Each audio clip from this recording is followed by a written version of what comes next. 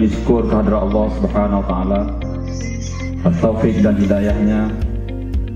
Maka pada hari ini, Selasa tanggal 14 Oktober tahun 2025, Dewan Kesenian Aceh Barat masa bakti tahun 2025 dan kewajiban dengan sebaik-baiknya majukan kesenian Aceh Barat dalam bingkai syariat Islam. Amin ya rabbal alamin.